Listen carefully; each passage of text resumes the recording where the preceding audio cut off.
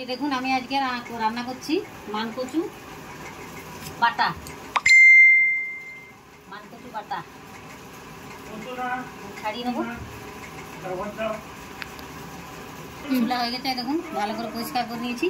এটাকে আমি এবার এটাকে আমি ছোটো নেবো।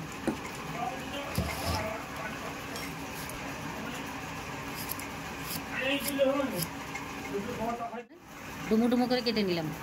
আমি কেটে নিয়েছি। আমি এটাকে এবারে আমি এটাতে ঢেলে নিচ্ছি।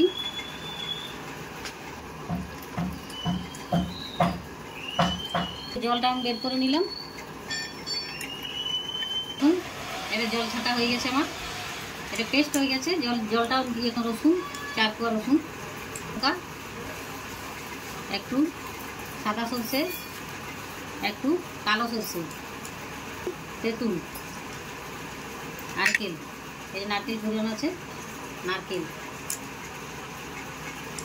আমি পেস্ট করব। দেবো স্বাদ মতো নুন।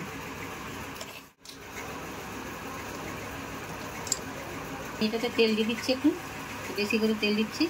আমি মেখে নেব। রেসিপি আমার মানকচু বাটা। আপনারা আমার ভিডিওটা ফলো করুন, আর অনেক শেয়ার করুন, লাইক করুন, কমেন্ট করুন আর সাবস্ক্রাইব করুন।